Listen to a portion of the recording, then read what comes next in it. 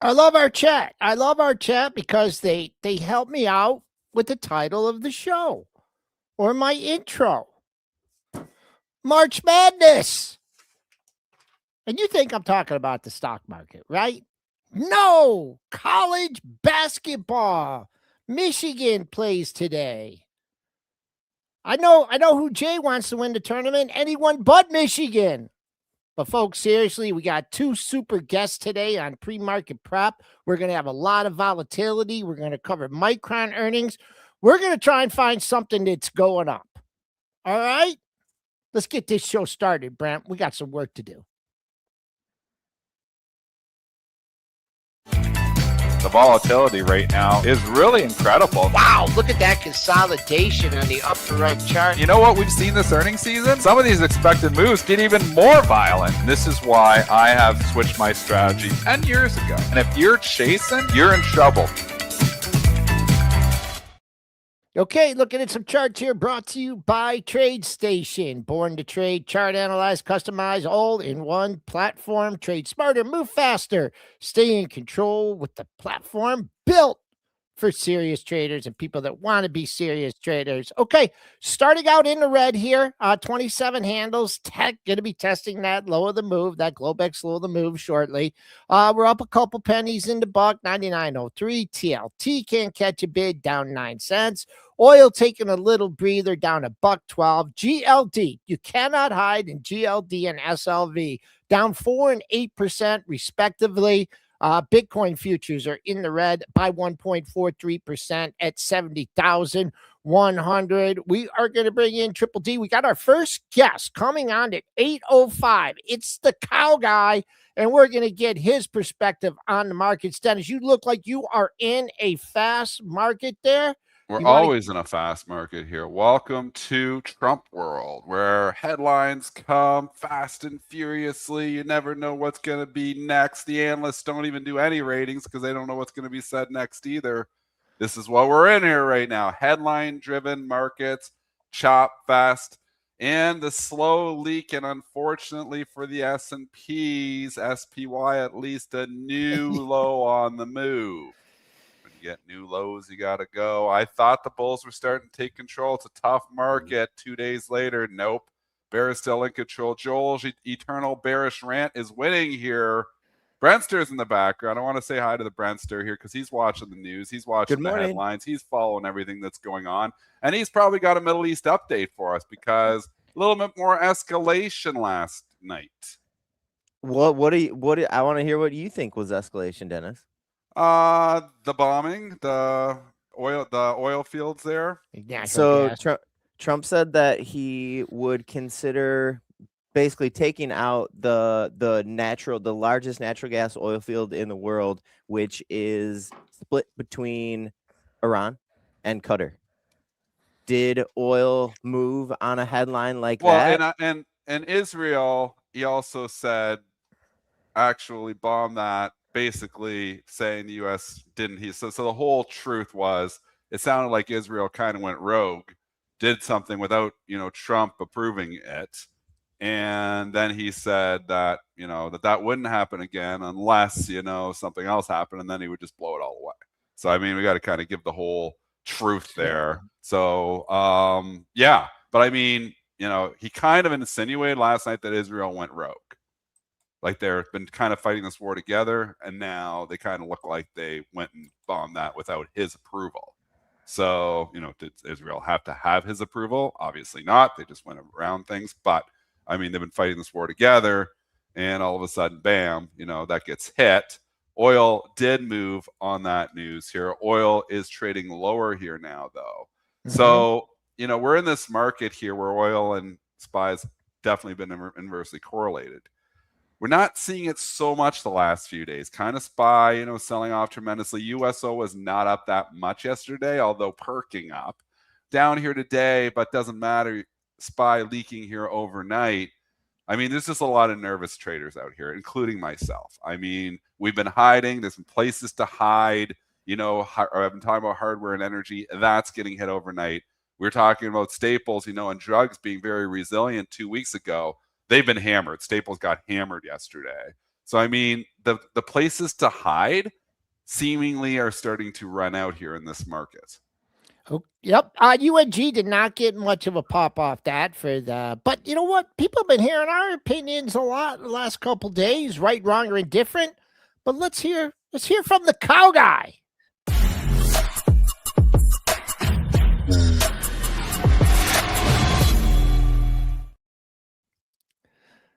Scott Shellady, the cow guy. We've been trying to get you in here. We know you have a busy schedule, and so we just thought we'd bring you on. You know, nothing going on in the market. It's just a quiet time. Scott, how you doing today? We're hanging in there. It's been very, very interesting. Lots to talk about. And to your point, you know, I will say this. I'll jump in and say I thought, you know, Monday of this week, maybe even Tuesday, that we started to see that oil up, equities down, that relationship start to fracture just a little bit. But then PPI threw a wrench in the works yesterday, so maybe we're back to it for a little while here. But I would like to say to everybody watching, I think this time next year, the markets will be higher.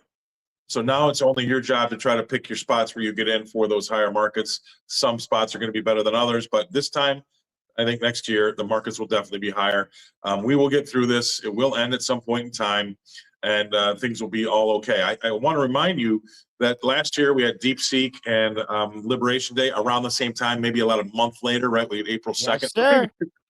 I think this is a redo of that one. I think that we need to stop thinking about what if oil's 95 or $100 for 6 weeks, 6 months. What if this? We're all naturally inclined to be our own worst enemy when it comes to being a risk manager. We always think about the doomsday scenario, but the people that bet on those tariffs being successful last year did very, very well.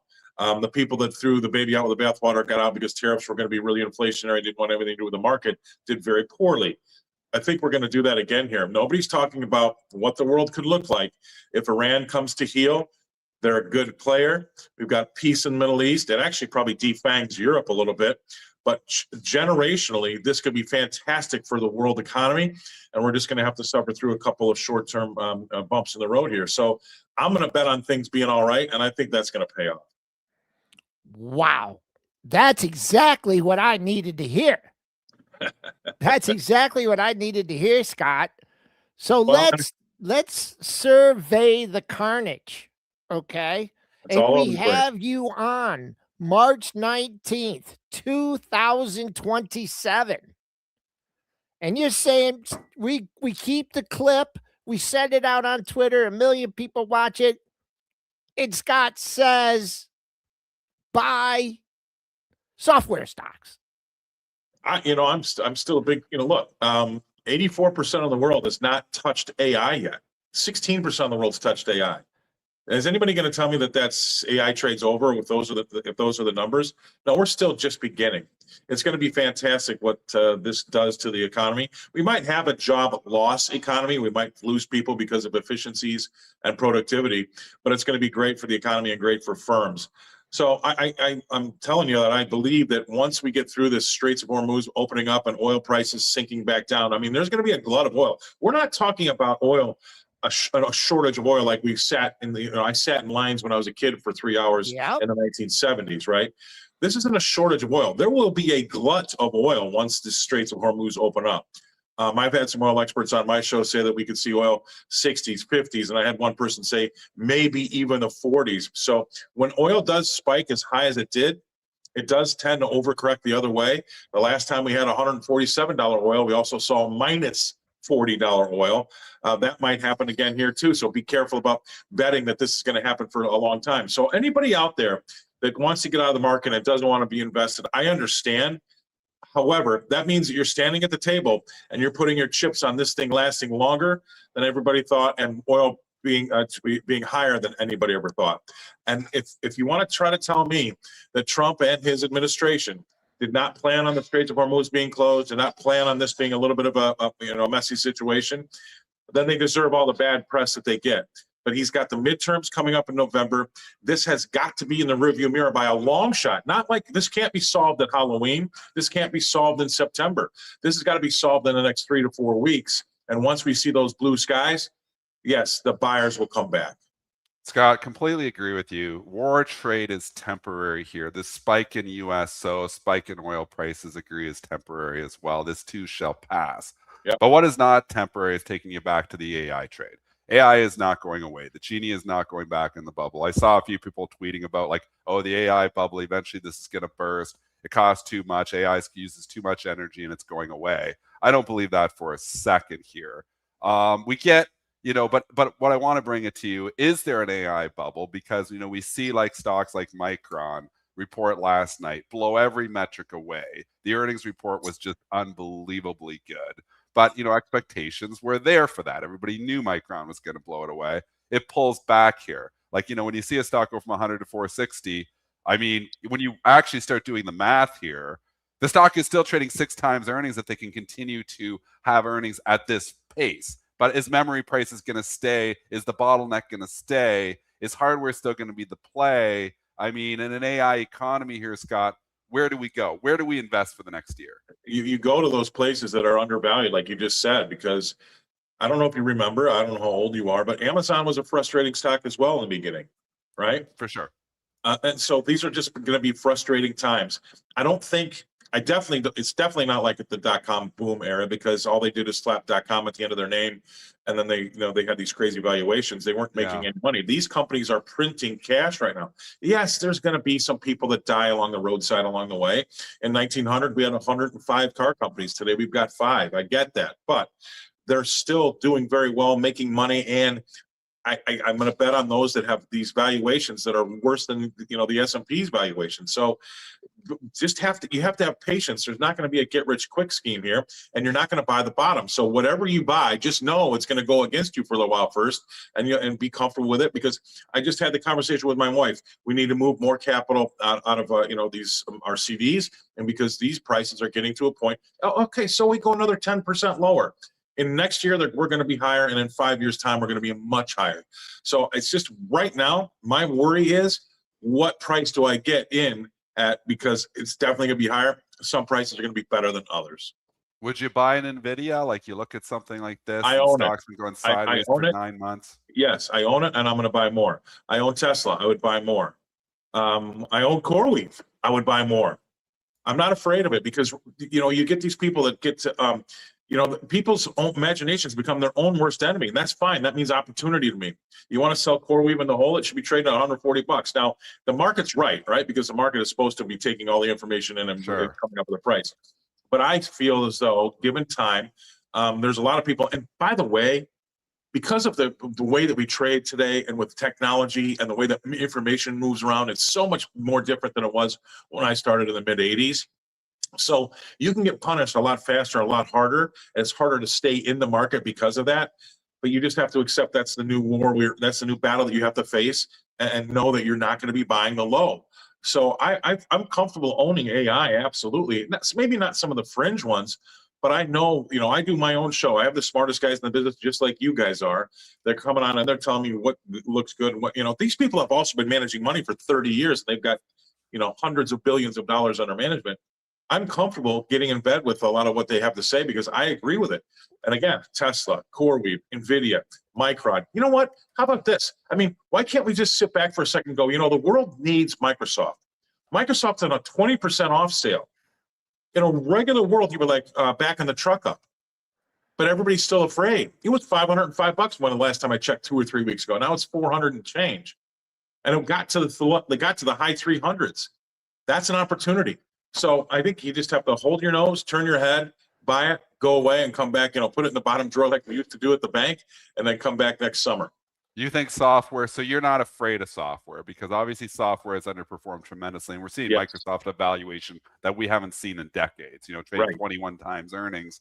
I mean, people are saying, oh, well, a lot of their products are going to go away because, we got AI coming in here and it's going to replace software, and we're not going to need software anymore. I mean, I'm nervous about software. I don't know where it's going, but I'll tell you one company, if I was buying a software company, it probably would be Microsoft, because I think they're the ones that probably figure it out if I had to buy a software company. I think Jensen Huang, the CEO of NVIDIA, said it best.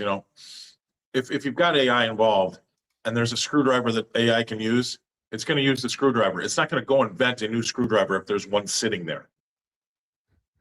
And I think that's a great way to sum it up. Yeah.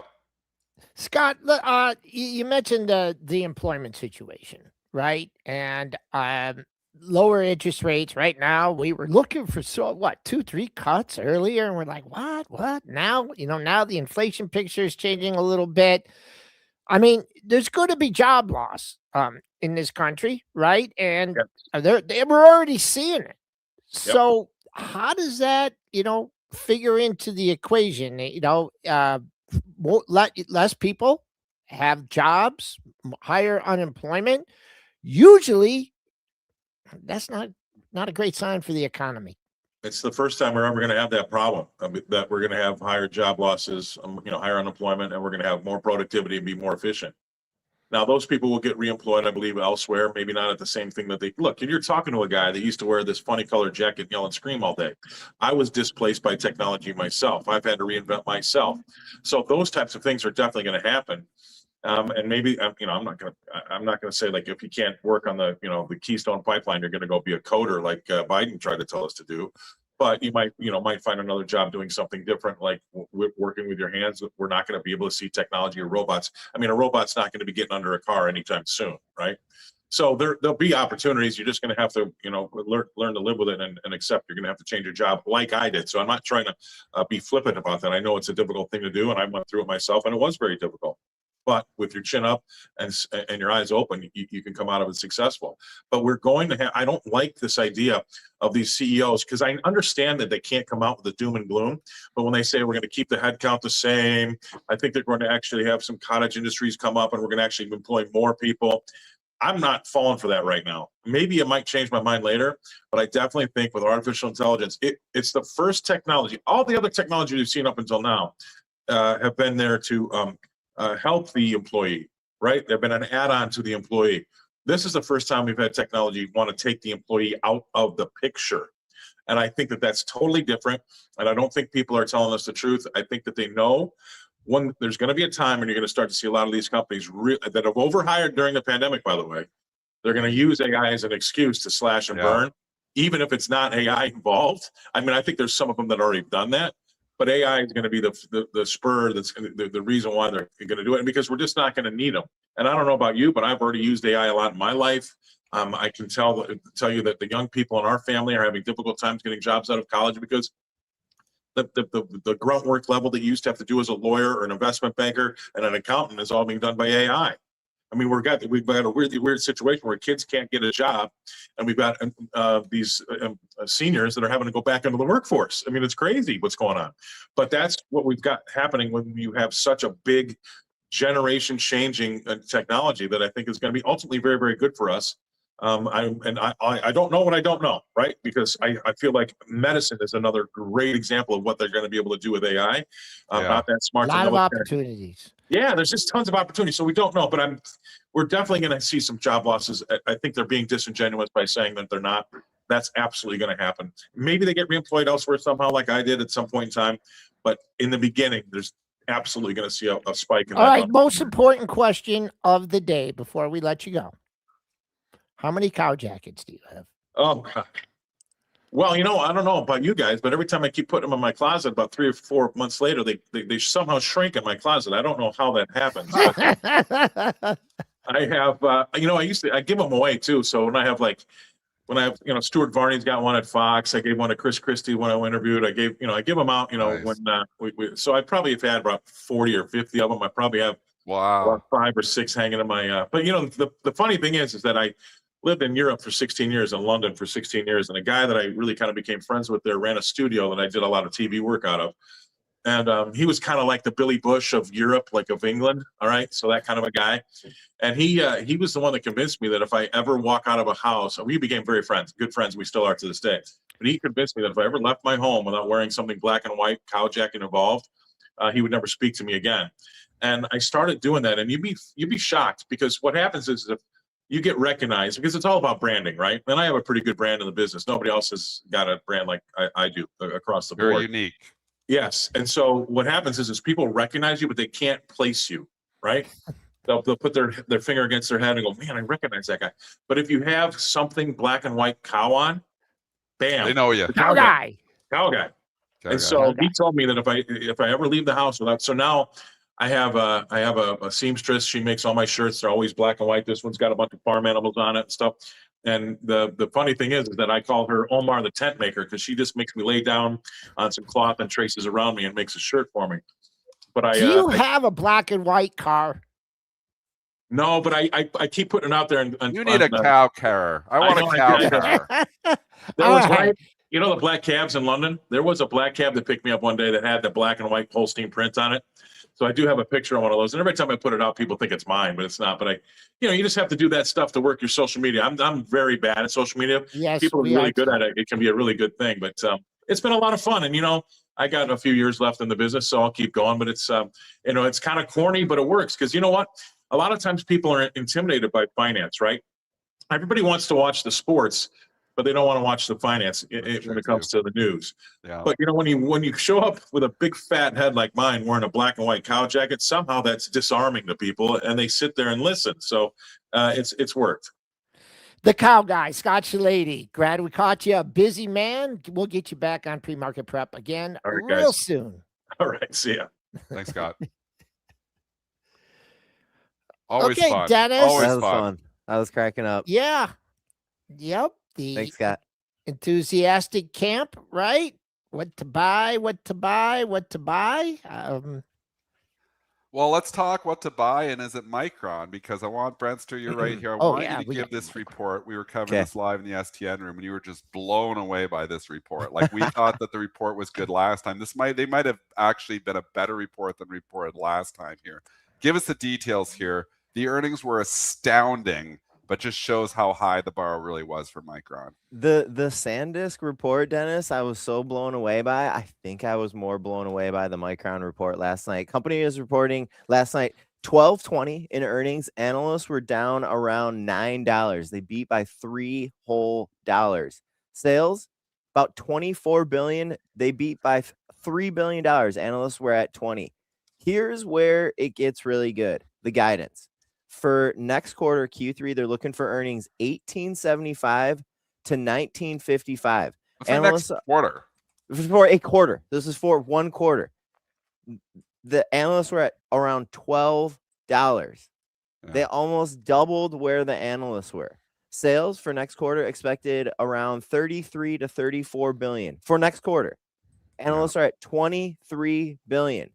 They had almost 10 billion more in, they're expecting almost 10 billion more in sales than where the analysts are. This is a largely covered stock. It's not like there's 5 analysts that are covering the stock. There's 60 analysts that are covering the stock, and the estimates were just completely not on the same level as where Micron was reporting last night. They also raised their dividend by a few cents. They're quarterly dividend. Just unbelievable. I mean, the quarter was like a jaw dropper, and the stock, was trying to go higher, but the bar was just so high, and the tape is so bad, and the sentiment towards the market is so bad that it just could not. And I mean, the one thing the market is telling you, it's much like oil prices. You know that Micron, SanDisk, Western Digi, SDX are making more money because there is a huge bubble in memory prices. Like prices are through the roof. So if that bubble pops, if the bottleneck ends, if supply constraints, go away, then the demand will drop substantially here for RAM, and the prices will come down, and then Micron stock will come down with it. It's kind of like a commodity stock. Micron, SanDisk are commodity stocks. They are price takers, and right now, just RAM prices have exploded, so they're making so much more money. RAM could come back down, but the problem is with that thesis of it coming back down is like, AI is not going away. The demand for RAM and the bottleneck remains. And I mean, if this company can continue to make $20 a quarter, I mean, that's what they're talking about doing here. You're talking like $70 or $80 worth of earnings and share. The thing's trading 6 times earnings.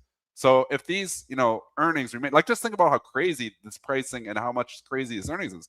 This stock was trading at $80 back in April of last year. They have the potential to make $80 in earnings this year.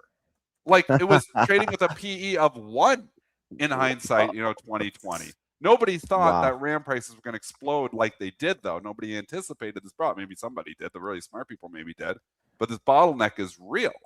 So the question now is, where do we go from here? Do you buy Micron saying, hey, they're going to continue to just be a printing press here, which they are for money right now? Or do you say that, the bottleneck eventually goes away, RAM prices come down, and Micron stock will come down with that at that point in time? I mean, the earnings have always been cyclical here. The earnings have, because this is really a commodity stock. So, I mean, you're seeing the same thing with the oil stocks here. USO has went from 80 to 120. It's up, we're talking about 40, 50, 60% rise here in 2 weeks. Yet, ExxonMobil and Chevron have really gone nowhere. And that's because the market is saying this price displacement is temporary for oil. But I would bet more on the temporariness of the price displacement in oil than I would on RAM, because I just see the demand for AI and we see where we're going, and it's not going away. It's hard to bet against Micron and SanDisk here, even though the stocks have just been, on complete tears. I mean, you get today's pullback here, but I just think there's underneath demand here. I would not be surprised if people actually buy the dip. I want to, Joel, go ahead. Sorry, Brian. Me go? Yeah. You go. Me? You? Me? Okay, me. Joel Kleena, our buddy over at Wedbush, giving some highlights from the Micron conference call. And a couple comments here, Dennis, in the vein of what you're saying. This was said on the Micron call last night. AI hasn't just increased demand for memory. It has fundamentally recast memory as a defining strategic asset in the AI era. That's what they said on the call yesterday. Traditional server demand is robust, driven by a combination of demand from workloads initiated by agentic AI, as well as broad server-based refresh. AI server demand continues to be strong. We are seeing an acceleration in NAND bit demand in the data center due to AI use cases. We expect both DRAM and NAND industry bit demand in 2026 to be constrained by supply. We knew that they were going to say that. We continue to expect supply-demand conditions for both DRAM and NAND to remain tight beyond this year. Also, they mention Capex. And this is an interesting little tidbit here. Micron in their press release mentioned Capex. They mentioned their Q2 Capex was $5 billion. That was about $500 million over where they were at in Q1. And when we saw this big Capex number, while Micron's going down on these absolutely blowout earnings and guidance, and the market's going down on it too, we see like a Broadcom, a Capex sensitive name was like trickling higher. And Dennis is going like, what the heck is going on? Why did they care about Applied Materials? It was Applied Materials. Excuse me, Applied Materials. Yeah. I mean, in the grand scheme of things, people focus on this Micron Capex number when, we're not getting a favorable, at least last night, response in the market. It was a little just kind of like underwhelming of a move in a name like AMAT. I mean, there was an opportunity there. We took it in the STN room, and I'm like, Applied Materials trading up $5 on the Capex spend, so increased Capex spend. We just watched Micron have the blowaway, and it's trading lower. I'm like, I'm just going to flat out short Applied Materials here at 354 because I think it comes back in. I was in the trade for 3 minutes, and it came all the way back in, so it was like quick money, and obviously, there's just opportunities like that given. And it's telling you the sentiment that we're in here too. I mean, if Micron's going to go down on the report of all reports, what the hell is going to go up? So, just the sentiment is so poor here. S&Ps have rolled over here overnight.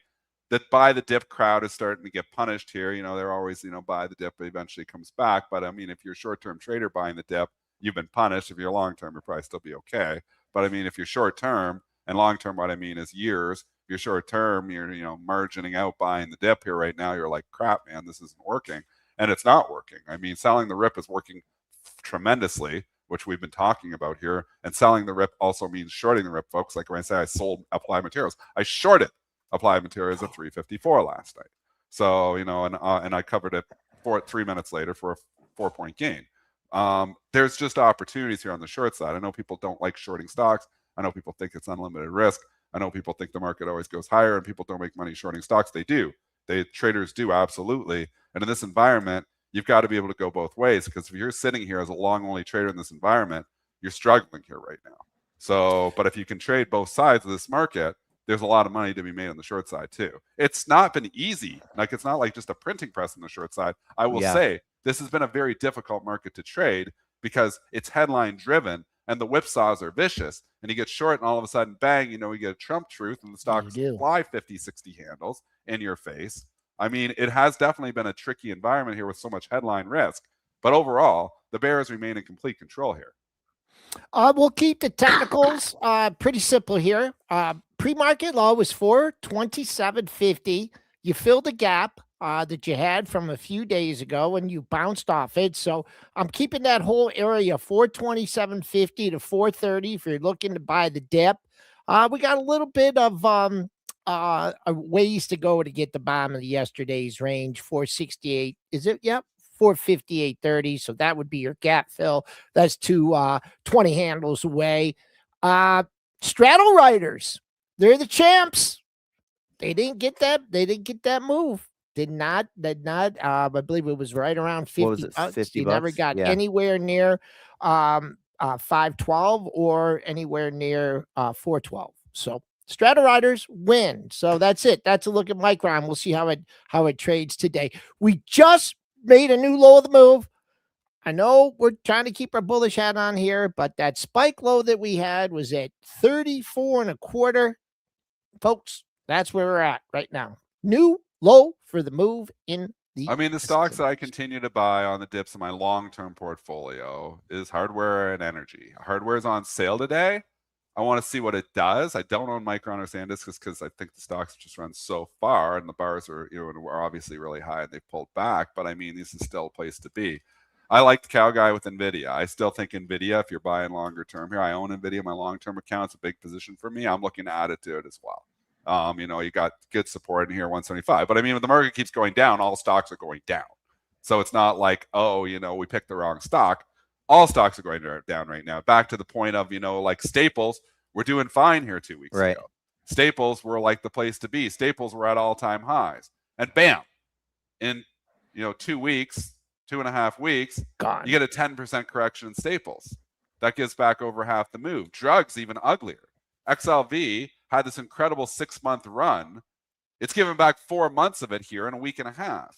So, I mean, it's a really tough investing environment here right now. If you're long stocks, which I am in my long-term account, and only buy stocks, I never short my long-term account, I'm getting killed in my retirement account. But you're hoping that Scott's going to be right, that stocks eventually are going to go higher and this too shall pass. That's what investing is all about. Trading is not that.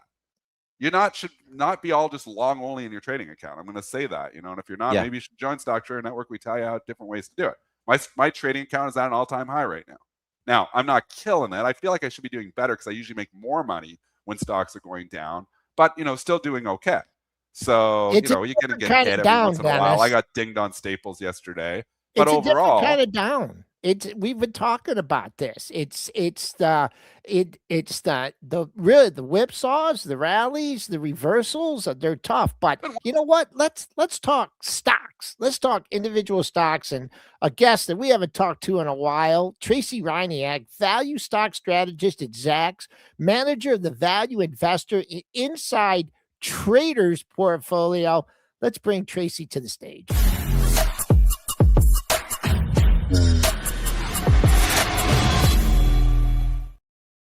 Okay, she's already passed. I'm ready. She's got the Michigan. I got Michigan. We won't go into it. We got a top seed. Let's just get through this one game And at a time. we have a number 2 tomorrow as well for the women. Yes. We've got to add that.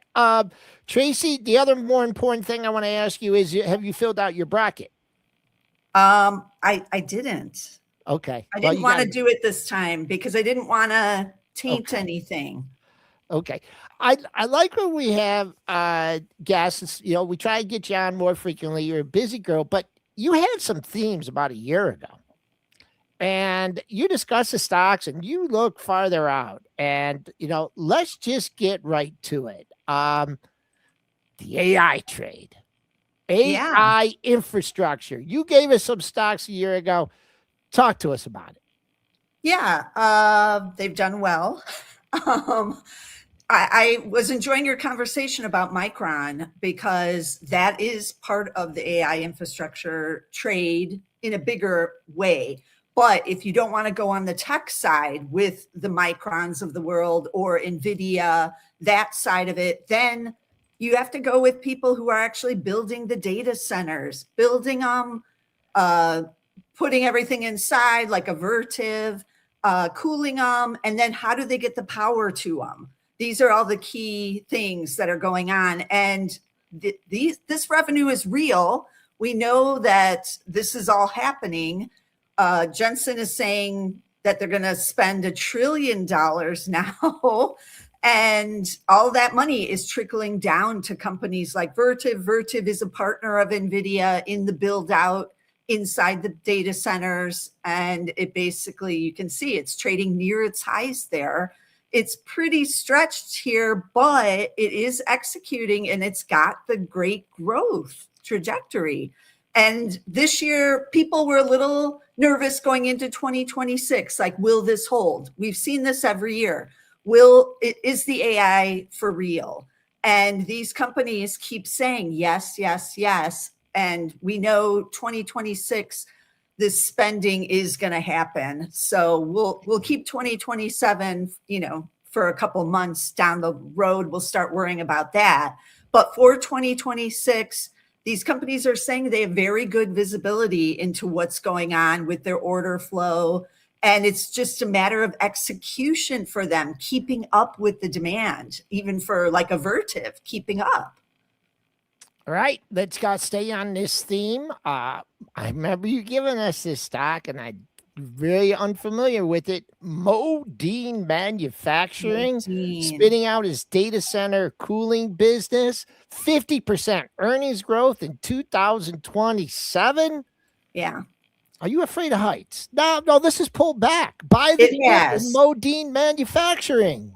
It has pulled back, and I do like it on any kind of weakness here. It's not as well known, so it does have these big spurts, and then you do get a buying opportunity after it hits new highs a lot of times.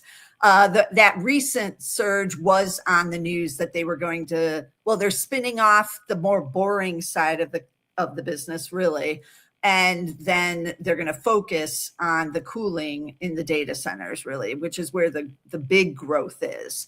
And the street loved it. And, now you're getting a chance to buy in at that lower level. They are an international company, so it's unclear what, if anything, all the supply chain disruptions that are going on now from the Iran war are having on them. But overall, if you're looking, 6 months, a year down the road, this is the type of company that is really going to benefit from the AI.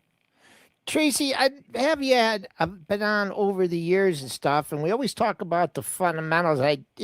What about do you have a real simple technical analysis, or you just go over to the technical analysis department at Zacks?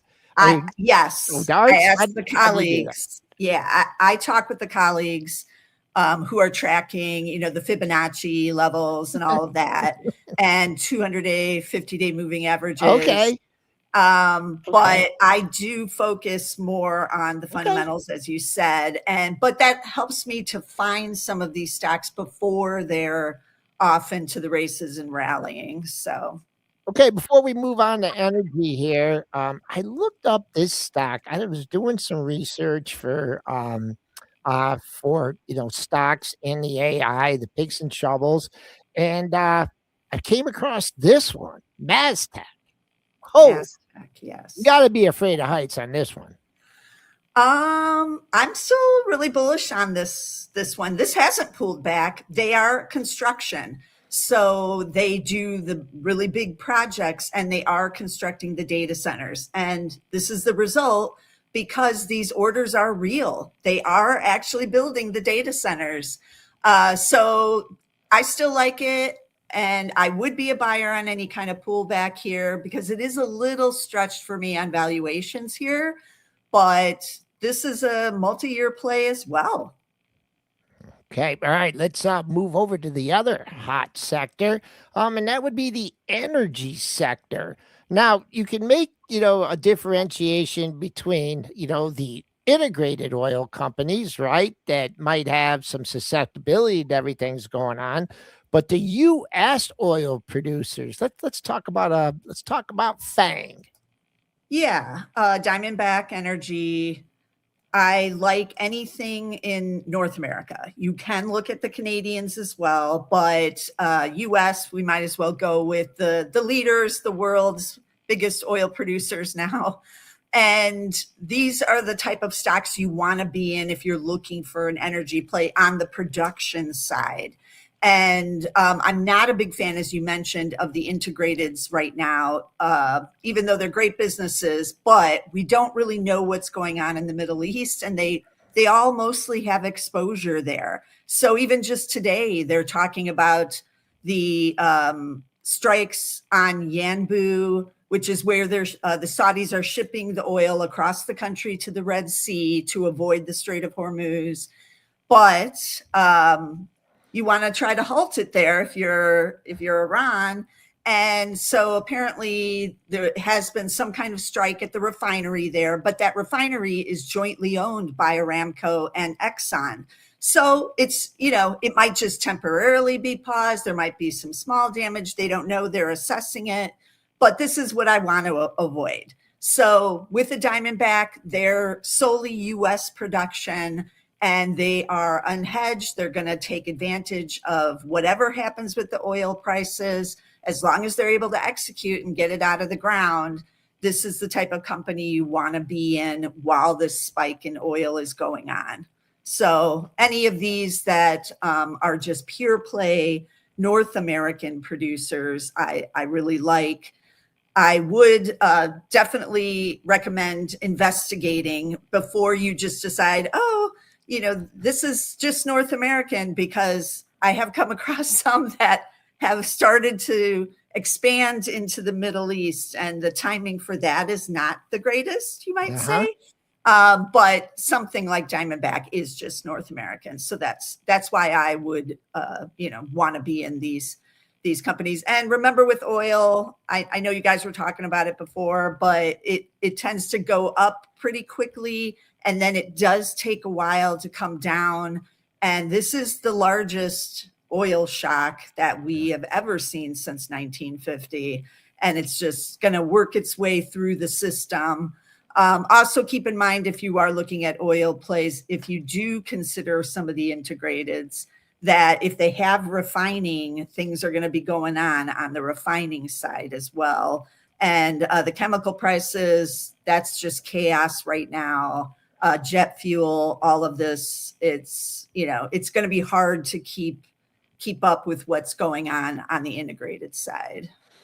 Before we let you go, I know you're a value investor, right? And I just wanted to just get your quick thoughts on I don't know if you have individual stocks, but boy, oh boy, we've seen the staples have a haircut, and we've seen the drugs just take a haircut, which we don't want those stocks at all-time highs. You don't want that leadership here. No. You want the leadership in the tech.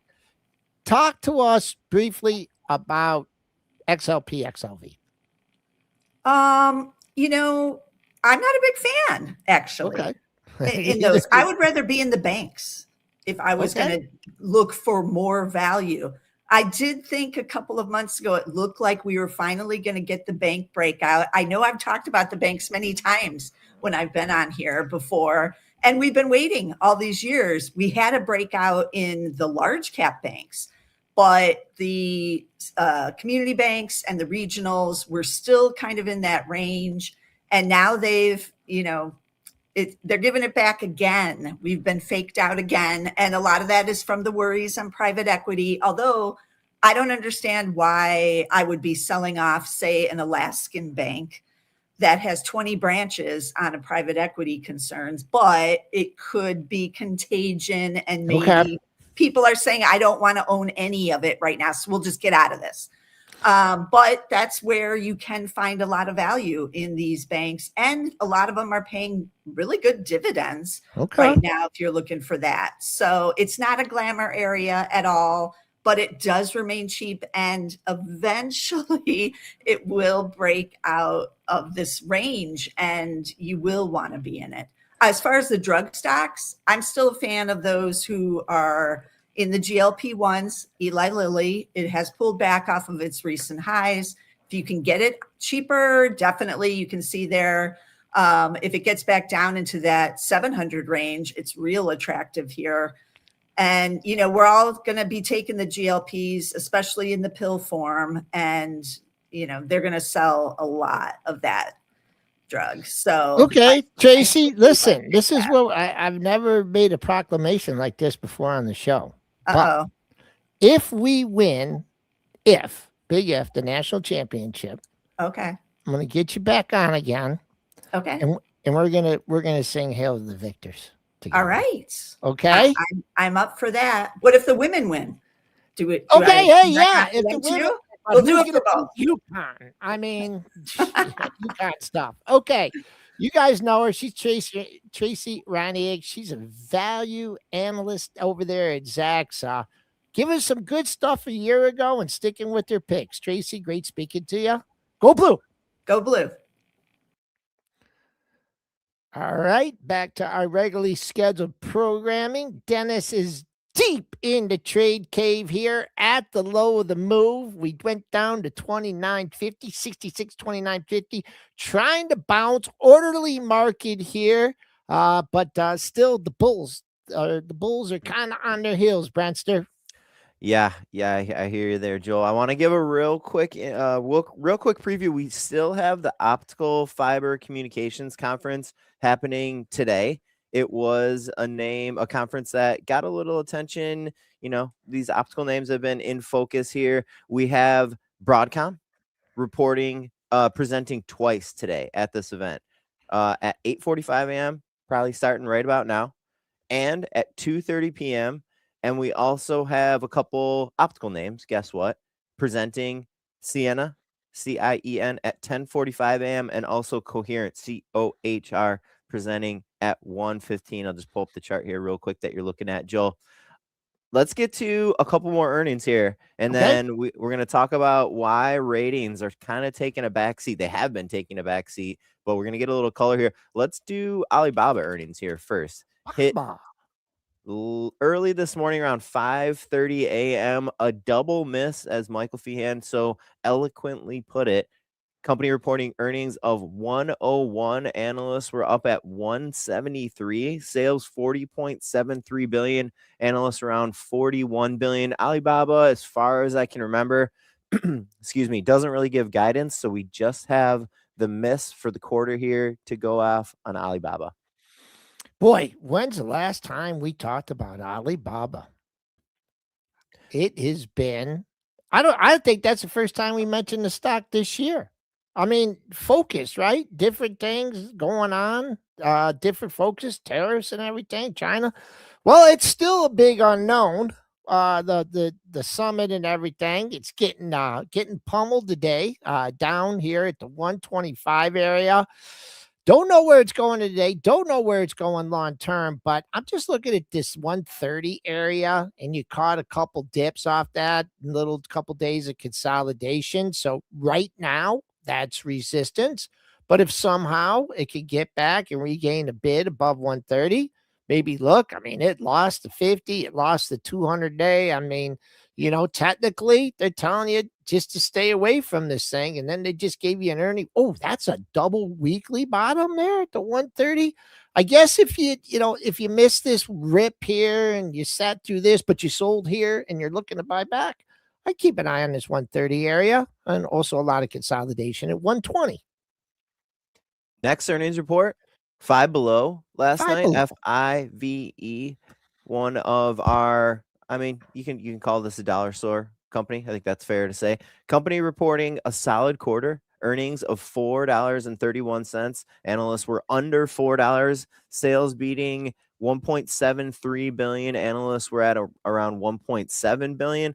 Company giving some what appears to be really strong quarterly guidance. They're expecting Q1 earnings $1.57 to $1.69. Analysts are under $1. The sales guidance also really strong, 1.18 billion to 1.2 billion. Analysts under 1.1 billion. Shares of Five Below here this morning, trading up about 6%. Anything sticking out to you like a sore thumb in the chart, Joel? Well, there's two things you could say here. You could say, well, the consumer's still strong. Well, maybe it's the consumer that can't afford stuff at other places, and they're dialing down to the $5 store, right? 5 and below. So you can Yeah. look at it that way. As far as the price action goes, this is a little bit of a wild child. It spiked to a new all-time high at 230.23. And the other all-time high was right there at 229.33. So let's just call it 230. Like, if you think they're really going to come and buy up this report, I'd be looking at that. I'd be looking at as a target area. The longer, we'll see comes in off the open. Not the greatest day, to have earnings. You kind of, you had the earnings. The market's not doing too good. If you had profit targets in this area, you've been waiting for it. Well, you may get that opportunity. Buying off the open and hoping for 230, 235, 240 is not on my radar for Five Below. Let's keep the earnings parade going here because it was a bit of a busy after hours and morning session. Canadian Solar. Now, this is the stock that we haven't talked about in a little while. CSIQ company this morning reporting a loss of $1.66. We don't really have clean comparison there, though, but the sales did miss. They reported sales around 1.22 billion. Analysts were up closer to 1.36 billion, and the guidance was really concerning, in my opinion. Company said they're expecting Q1 sales 900 million to 1.1 billion. Analysts were close to 1.6 billion. That is a really big guidance miss. Stock this morning here under some really heavy pressure. This is probably our biggest earnings related decliner. Stock's trading down about 23 or 24% here, gave up that $18 level, $16 level, and I see a pre-market low at $14.05. Just sitting, step down seller. Just fundamentals of the company, not good. Technical price action, not good. Sector under pressure, not good. But this $14 area doesn't look too bad. 13.80 to 14. If you'd been targeting that as a short or as a area to cover a short, I don't think I could be selling it down $4.36. But that's maybe the very right thing to do. But I'm just looking at this whole area, 13.80 to 14. Little bit, longer term here. Let's see if you build a bit at this area. But technicals bad, fundamentals bad, market bad. But you can always buy the dip in anything, right? And I'm gonna try to segue here, Joel. I don't know if it's gonna be a good segue, but software bad. We're gonna go to Accenture, ACN, with a pretty darn good report and raised guidance, pretty notably raised guidance too. But this is an IT name. This is a software. This is a tech name. We know that these names are hated right now. So I'll read you the report and then we'll take a look at the chart. But Joel's already drawn on his chart. Stock's trading down a good 5 or 6% here this morning. Company reporting 293 in earnings versus a 284 estimate. Sales beating over 18 billion. Analysts were around 17.8 billion. Excuse me. Company raising their 2026 earnings guidance from around 1350 to 1390 up to about 1370 to 1390. They increased the low end of that range. Analysts higher up to 1370 though. So maybe that's why the stock, maybe this isn't just a hated IT software kind of thing. Maybe their guidance, yes, they raised it, but maybe the guidance was a little lighter than where analysts were thinking. Again, shares trading down around 4 or 5% here this morning. It's been disrupted, right? It's been disruptive, and they're obviously not focusing on the earnings or the guidance they had. They're just saying, we don't want it. AI coming for you, and AI's winning. So the earnings, yeah, you can have P, you can have E, but if the E, they're saying it's going up. The market's doing what the market wants to do. Bad data report. Looks like you're trying to find some buyers here. 185, 186, pre-market low comes in at 185. It's actually hit 185 on 3 different 15-minute brackets. So there might be somewhat of a size buyer there. As always, when you see a former low of the move at 188.73, that's now resistance. Like to see it get back get back above there. But disruption, AI disruption, taking its toll on Accenture. Joel, I want to hit one quick rating here, and then I want to get your thoughts on like the overall sell side right now. So let's run that intro.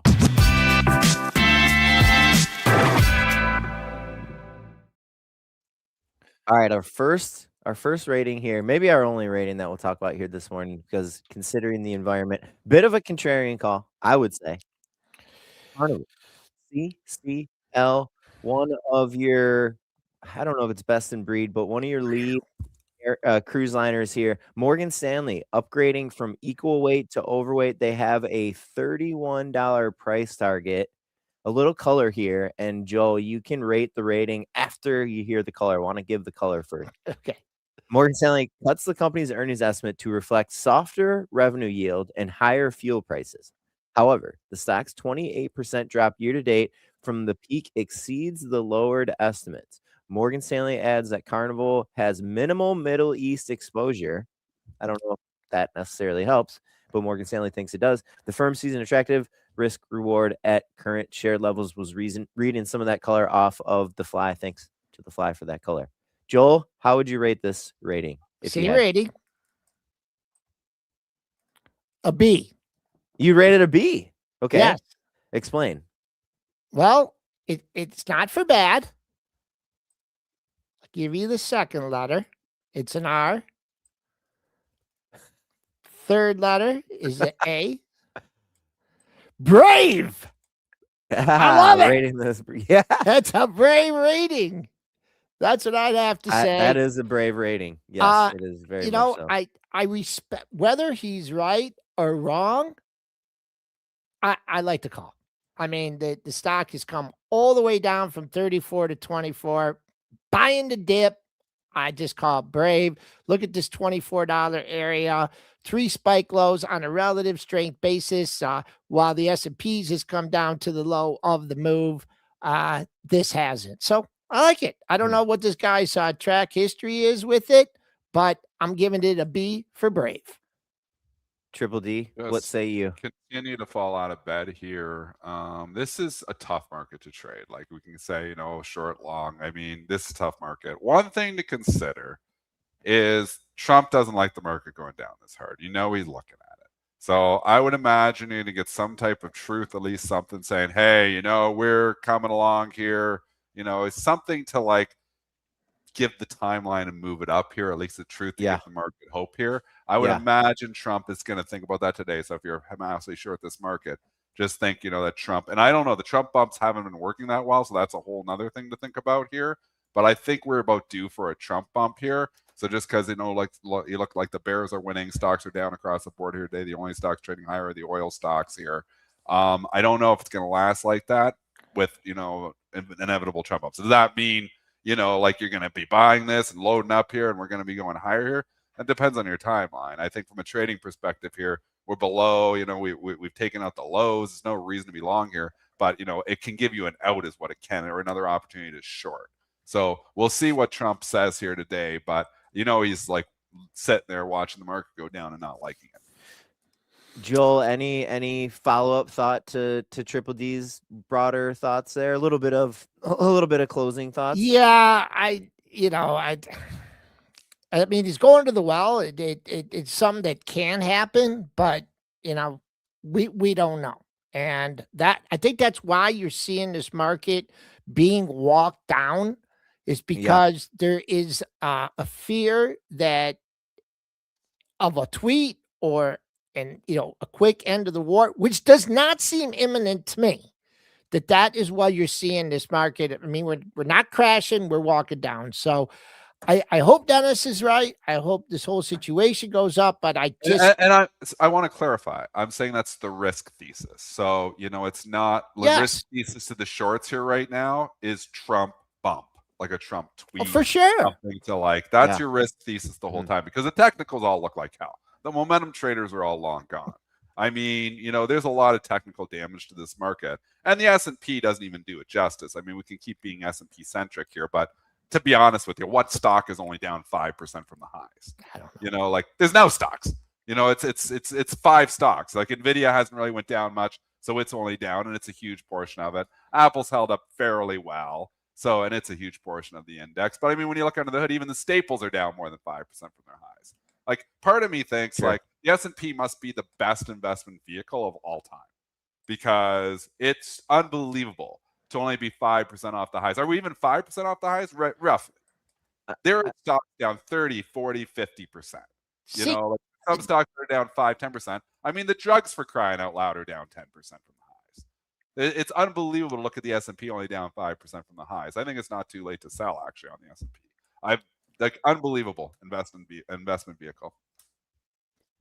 All right, folks, we're going to wrap it here. We're going to jump over to STN and get everybody in the community ready for the open. Just want to give a quick preview for some programming here today. We are going to get Chad Markowitz, commodity expert that joins us from the KE Report. Every other Thursday, he's going to be at 10 a.m. in the STN room. We are going to be having the Trading Edge with Trader Prad at 1 to 2 p.m. also in the STN room. Triple D and I do like a breaking news kind of real-time news analysis while Dennis is trading show daily, 3:30 to 5 p.m. Eastern time. And we started a new show a couple weeks ago, Money Mitch, starting how to swing trade with Money Mitch, that runs from 7:30 to 8:30 p.m.